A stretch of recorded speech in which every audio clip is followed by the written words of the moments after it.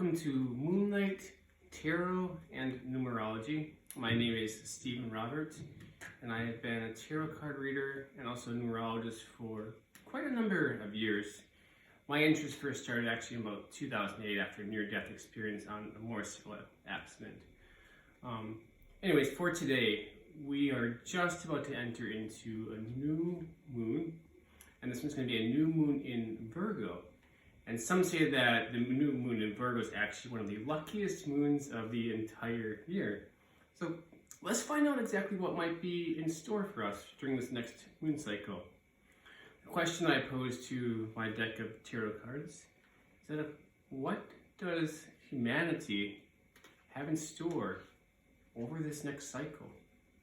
What does humanity have in store over this next moon cycle? What does humanity have in store over this next moon cycle? What does humanity have in store over this next moon cycle? I always believe in cutting the deck into three because I am a believer in the divine triangle. This one seemed to really have gotten my attention for some reason. I really want to slide down towards me. Maybe it's the angle of the bed, but I guess because of that, usually I choose what's in the middle, but for today I'm actually going to go with the one on the side instead. I'll go through this. First I'll just draw the cards and I'll interpret them afterwards. So we start with an indicator card of judgment. Challenges around us being that of the Eight of Wands. From our recent past, we have the Six of Cups. In the near future, we show the card of being strength. From our higher conscious, we see that of the Ten of Cups. From our lower conscious, we see that as the Moon. Now, finally getting into what can be seen as the advice card. The Death card pops up in this particular case. The environment around us is that of the Ten of Pentacles. Next, of course, we have our hopes and fears. In this case, it is the King of Wands. And finally, last but never least, is our outcome card. And for this one, we see the Eight of Cups. Now, when we begin to interpret this, we first look at the indicator card because it's representing us mostly at this moment. And that is a card of judgment. We've all been going through a lot of judgment lately with COVID. It's not exactly made life the easiest. We've seen things happen in Afghanistan. It's caused pretty much all of us to question our own different individual beliefs in so many different ways. A lot of us actually probably alienated friends and family because of things we might have said or just how we perceive different people around us. Which brings us next, of course, then to our Eight of Wands cards. That's kind of the challenges, what we're seeing at this time. What this means is that things are happening really, really quick at this time. What I'm seeing more than anything is just it's like lightning speed.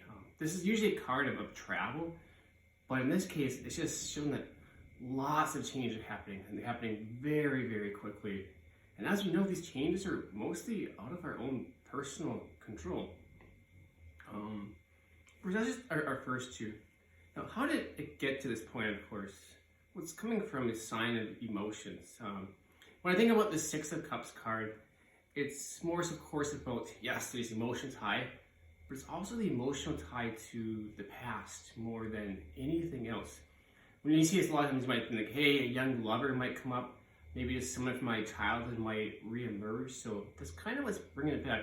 It's almost, it was just something that we've not been able to fully let go, and it's those inner conscious, and now we're kind of being judged for that at this time. But then, of course, if we really get into like, what is driving all this, well, from above, it's the fact that we just want. You know, we want the great celebration, we want the great happiness. Who does not?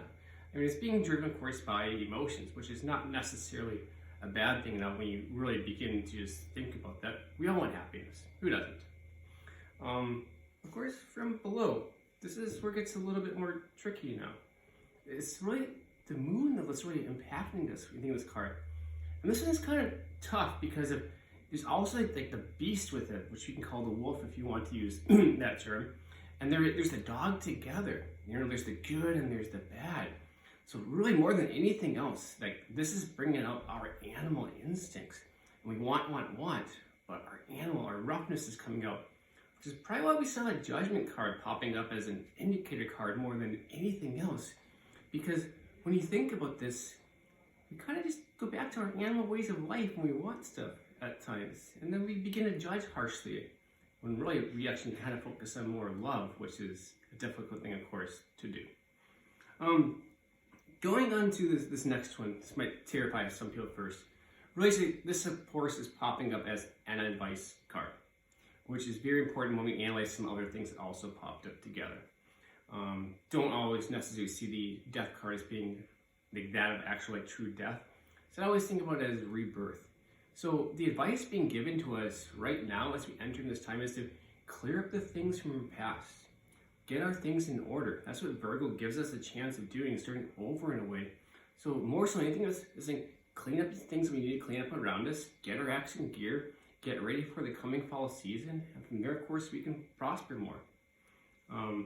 But the problem that we're facing, and this probably rings true for anyone right now, I'd say, is that we have the Five of Pentacles. You see a young boy and there's a woman, and they're left out in the cold, the dark, and they don't see the really good things around them though. That of course being in the building with nice brightly lit colors. And this is what's happening, I think, more so than anything else. We're finding ourselves trapped out there. We're finding ourselves wanting to move forward, but it's not easy. It's not the best conditions at that time. So the environment, of course, this time is difficult. But when we get into our hopes and fears, this pops up as a hope, not as a fear. We have the King of Wands, master of the wand, if you want to put it that way, the divine wand. And he's looking off into a bright new world. He's looking off into the future. And ultimately now, entering this time, this is exactly what we need to do. We need to be just like the King of Wands, looking forward to the future. What do we want that to look like? What's going to come about? And where it gets a little bit tricky now is we're seeing, of course, the moon pop up once again in the Eight of Cups. Once again, it's all like been like an emotional reading driving this whole entire thing that we're seeing coming together. But when you really begin to analyze this, think of this as all the cups are upright. A man that has developed, or a woman, has developed his or her five main senses, and now, of course, wants to go on farther. And this, of course, is being able to see here about the five main senses, the three at the bottom, of course, being the divine triangle. Going off into a new, unknown world where we're not going to know exactly what we're going to discover.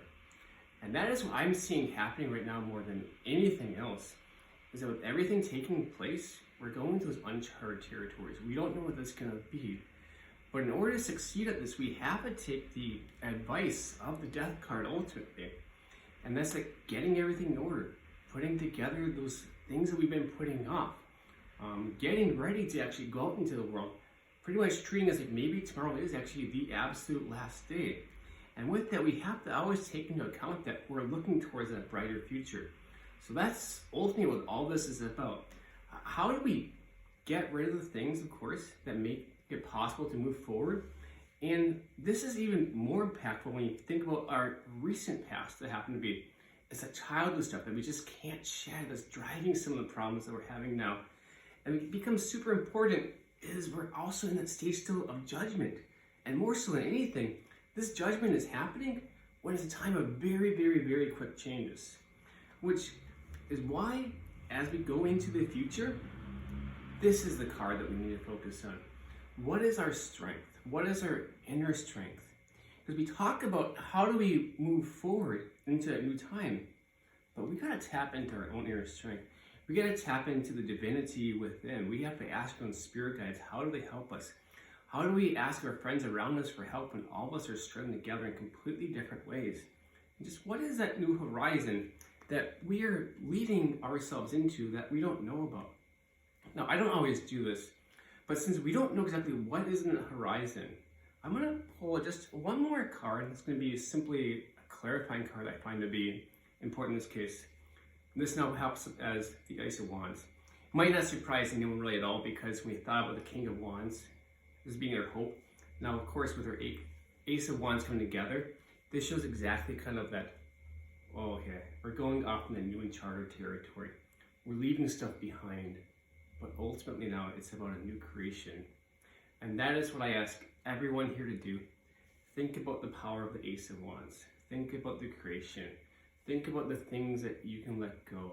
Think about how you can move forward, how you can bring out the divinity within, how you can create. And that's ultimately what I think this has been all about today. In fact, I don't say I think, instead I say I know that this right here is what it's all been about today. So that being said, friends, family, everyone else, namaste.